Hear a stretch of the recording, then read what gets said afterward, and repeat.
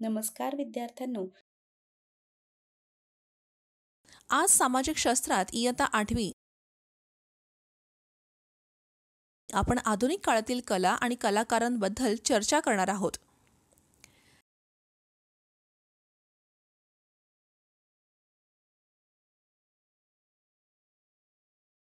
या प्रकरणात आपण 20व्या शतकातील कला आणि कलाकारांबद्दल चर्चा करू आणि शिकू.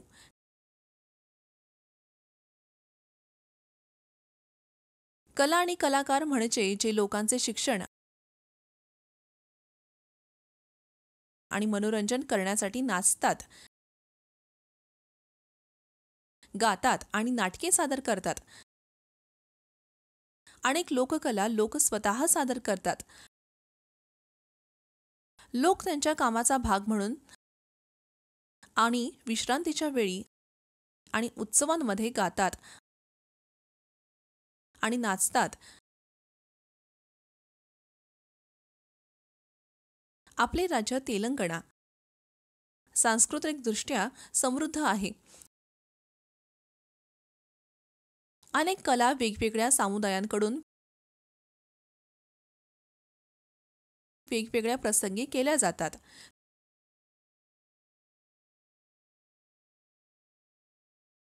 तेलंगणाची कला सादर करणे. सदीर नाट्यम, लंबाट्य, भरतनाट्यम, ओग्गू कथा, घुसडी नृत्य.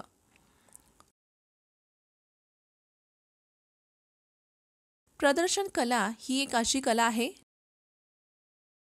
जी कलाकाराच्या शारीरिक हावभावांचा, चेहऱ्यावरील हावभावांचा आणि उपस्थितीचा वापर करून काही भौतिक कलाकृती तयार करते.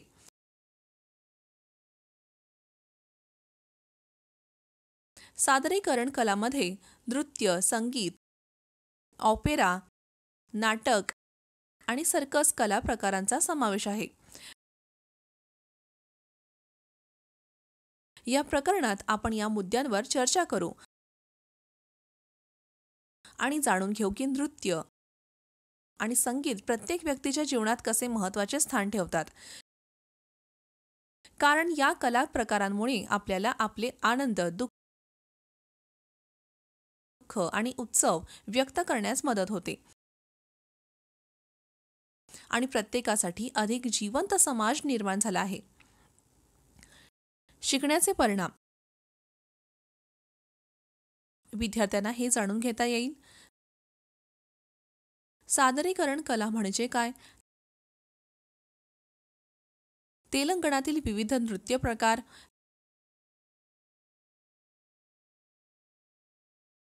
विविध नृत्य प्रकारांची वैशिष्ट्ये आणि वैशिष्ट्ये,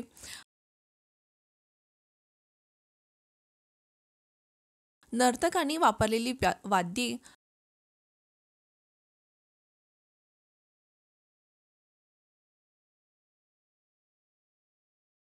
तेलंगणातील कमी ज्ञान नृत्य,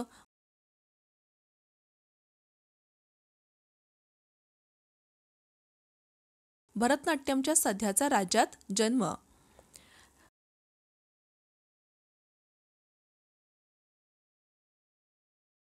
कला सादरीकरण. प्रेक्षकांसमोर सादर केल्या जाणाऱ्या सर्जनशील क्रियाकलापांचे प्रकार जसे की नाटक, संगीत आणि नृत्य, यक्षगान, पारंपरिक नाट्य, दक्षिण कन्नडमध्ये विकसित झाले.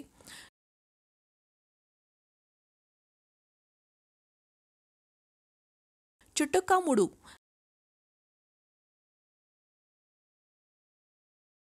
तेलंगणातील कला प्रकारांपैकी एक.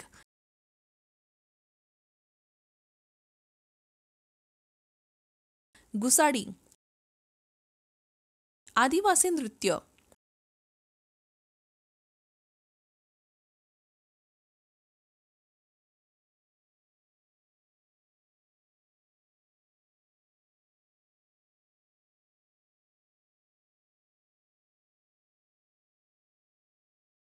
आपण सादरीकरण कलाबद्दल सविस्तर चर्चा करूया.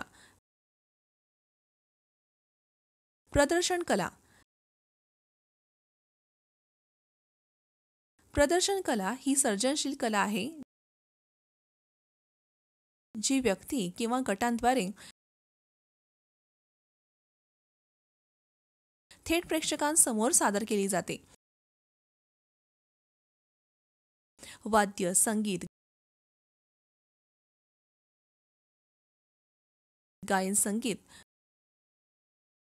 नृत्य आणि नाट्य हे सादरीकरण कलांमध्ये समाविष्ट आहे आणि ते जगभरातील संस्कृतीचा एक अविभाज्य भाग आहे. नृत्य आणि संगीत हे मानवी जीवनाचे अविभाज्य भाग आहेत. नृत्य आणि संगीताने लोकांना एकत्र आणले आणि त्यामुळे लोकांना त्यांच्या समुदायातील अद्वितीय पद्धती दाखवता आल्या.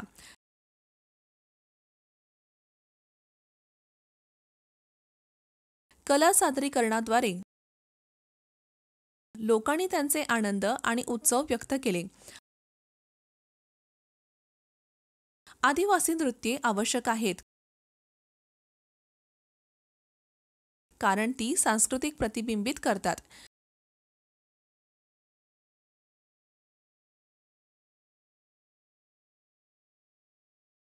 ते लोकांच्या इतिहास,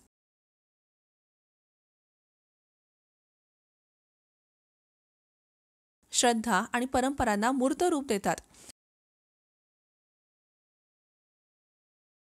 ते संवादाचे एक रूप देखील आहे ज्यामुळे लोकांना कथा, बातम्या आणि संदेश सामायिक करण्याची परवानगी मिळते. आणि शेवटी आदिवासी नृत्ये जीवन साजरे करण्याचा आणि समुदायाला आनंद देण्याचा एक मार्ग आहेत. आता आपण नृत्यांची वैयक्तिकरित्या चर्चा करूया आणि त्या प्रत्येकाबद्दल अधिक जाणून घेऊया. या नृत्याला चुटुकमुडू म्हणतात.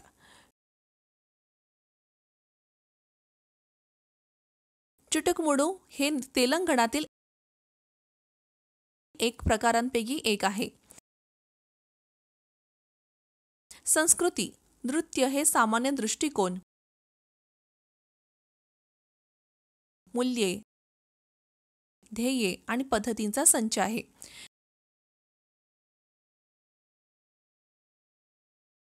ते विशिष्ट प्रदेशातील लोकांसारख्या लोकांच्या गटाची व्याख्या करते. कला ही संस्कृतीचा अविभाज्य भाग आहे. हे नृत्य अनेक कल्पनारम्य प्रयत्नांचा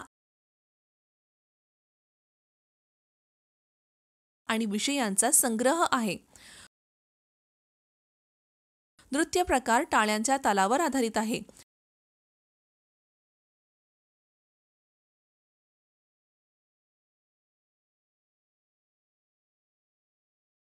या कला प्रकारात आणि संस्कृतीत शिकण्यासाठी, मनोरंजनासाठी, विश्रांतीसाठी, वैयक्तिक वाढीसाठी आणि इतरांशी संवाद साधण्यासाठी असंख्य संधी उपलब्ध आहेत. निसर्गाच्या सौंदर्याचा आनंद घेण्यासाठी आणि निसर्गाचे फायदे मिळवण्यासाठी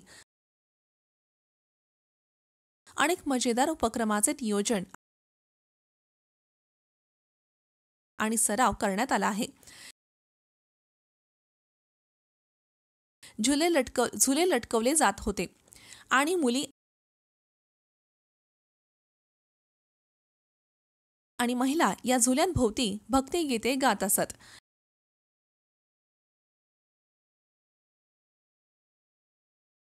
या ठिकाणांचा वापर संदेश पसरवण्यासाठी, सामाजिक समस्या जागृत करण्यासाठी आणि लोकांना शिक्षित करण्यासाठी केला जात असे. ही गाणी देवी लक्ष्मी आणि गौरीच्या भक्ती कथा प्रकट करतात.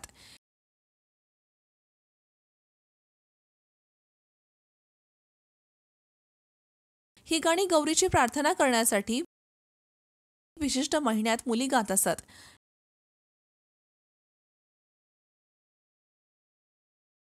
या सणांच्या काळात मुलींचे निरीक्षण केले जात होते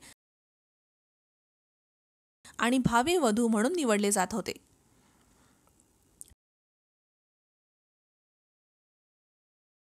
रंगीत पोशाख आणि ढोलकीच्या तालात आफ्रिकन लोकनृत्यांपैकी सर्वोत्तमाशी साम्य असलेली घुसाडी नृत्य वर्तमान आणि भूतकाळातील दुवा आहे.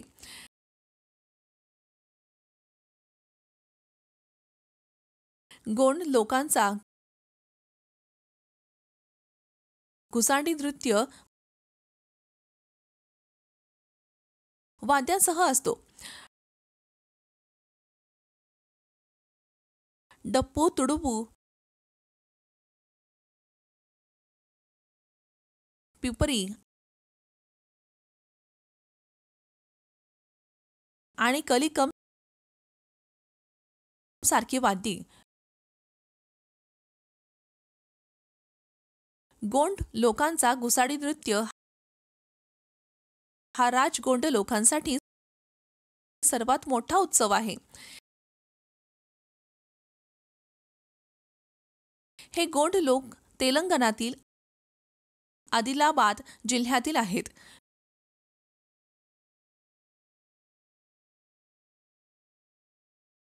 गोंड लोक रंगीबेरंगी पोशाख परिधान करतात आणि दागिन्यांनी सजवलेले असतात.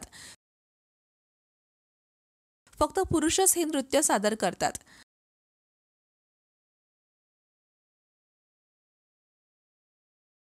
हा गट शेजारच्या गावांमध्ये जातो, गाणी गातो आणि नाचतो. अशा गटांना दंडारी नृत्य गट म्हणतात.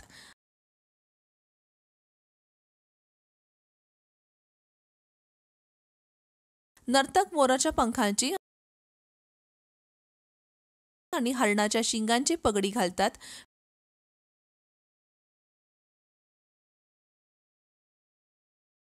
शरीर झाकतात.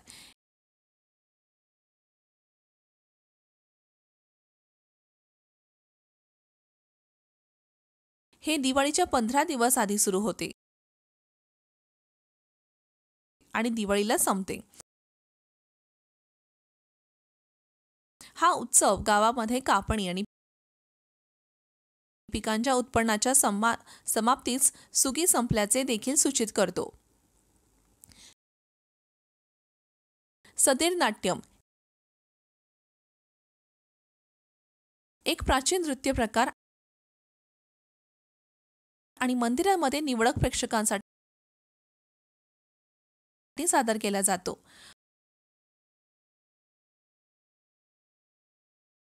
नृत्य प्रकार म्हणून सदरी नाट्य हे एक दैवी नृत्य आहे. त्याची उत्पत्ती द्रविड लोकांनी केली.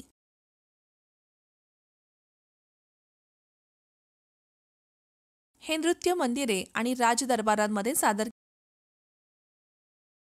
केले जाणारे एकल नृत्याचे पारंपरिक रूप आहे.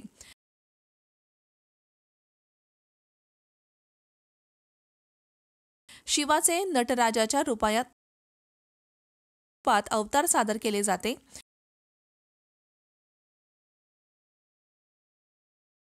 हे नृत्य संतुलन आणि हालचालींचे संतुलन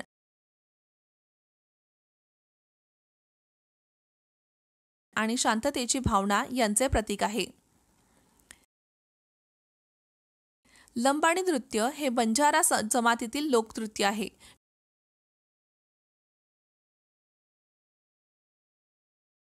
ते आंध्र प्रदेशातील अनुपू गावात उगम पावले.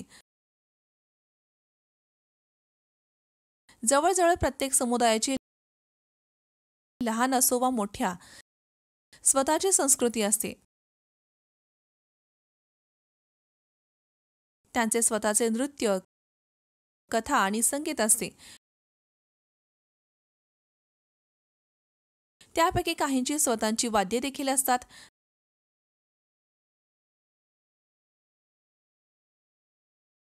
त्यांचे नृत्य प्रकार बंजारा नावाच्या भटक्या लोकांद्वारे सादर केले जात असे.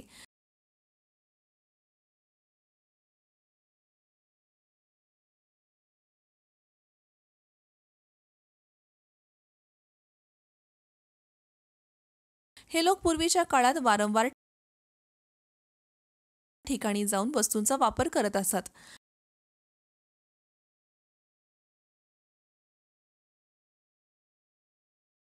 लंबाडी नृत्य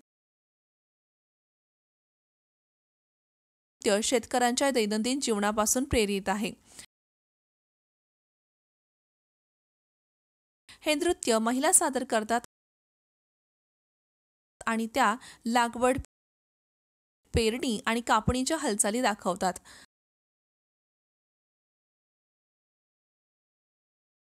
महिला फक्त आनंद घेण्यासाठी ते सादर करतात.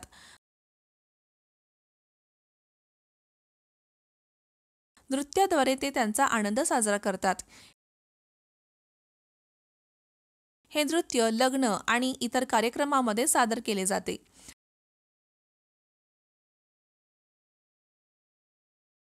दसरा, होळी आणि दीपावली दरम्यान आदिवासी लोक उत्सवांचे प्रसाद स्वीकारण्यासाठी हे नृत्य सादर करताना एका घरातून दुसऱ्या घरात जातात. कुचिपुडी हे 8 प्रमुख भारतीय शास्त्रीय नृत्यांपैकी एक आहे.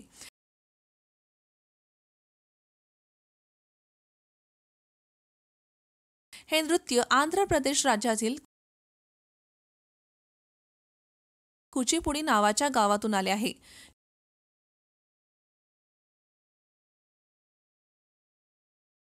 कुचिपुडी हे एक नृत्य नाटक सादरीकरण आहे ज्याचे मूळ नाट्यशास्त्राच्या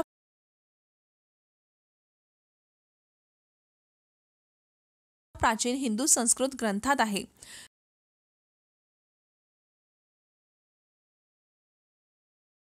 हे नृत्य प्रामुख्याने पौराणिक कथांच्या विषयांवर आधारित पुरुषांनी सादर केले.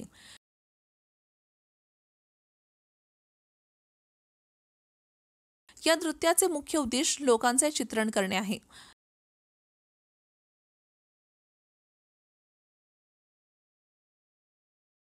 या नृत्याचे सादरीकरण करण्यासाठी विविध हावभाव